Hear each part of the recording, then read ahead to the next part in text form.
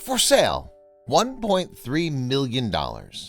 London's narrowest house, only 5 feet 5 inches across.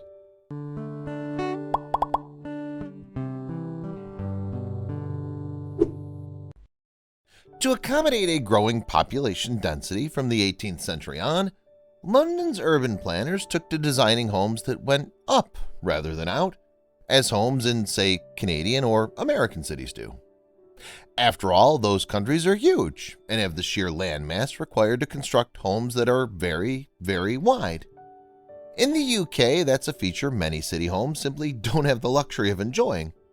Of course, estates in the British country are another matter entirely. That's not to say, however, that the homes are somehow less valuable than their wider cousins, simply different. And London's most different, that is to say its most narrow house, is back on the real estate market, listed for almost a cool £1 million. Although the house roams up over 5 floors and has a patio, garden, and rooftop terrace, it is, for the most part, only 5 feet 5 inches wide. At one spot in the dining area, the home widens to 9 feet 11 inches, but for the most part, it's extraordinarily narrow, and 2 people passing in a hallway would have to negotiate that passage with care. Shepherd's Bush is a funky London neighborhood, rife with shops of all kinds, restaurants, and hip salons. In fact, there's a medical clinic on one side of the house, which is painted a vibrant marine blue, and a hair salon on the other, with a diner just 2 doors down. Viewed from the street, the place is particularly disconcerting. It looks rather like an underfed teenager who's undergone a recent growth spurt. It's tall, skinny, and yet somehow utterly adorable. Not an adjective usually applied to a £1 million piece of real estate.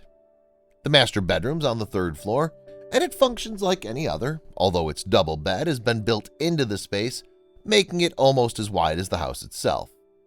Creative touches are everywhere, like the huge mirror in the kitchen area that enhances the feeling of extra space, and a custom-built, which is to say narrow, stove unit that's built into the wall as well. A spiral staircase beckons upward, and double-glass doors off the dining room lead out to a lovingly tended garden. The current owner compared the house to a classic automobile and acknowledged that she was always tinkering with it, presumably to maximize the space and make it beautiful but functional.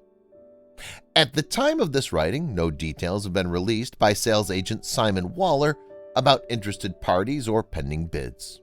It seems likely, however, that the purchaser will be someone single and certainly not a hoarder.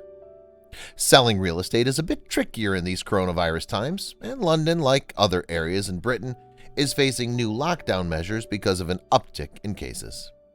That means that agents have to find inventive ways to show houses to potential buyers, although it seems certain that whomever purchases it will love the narrowness of this unique structure.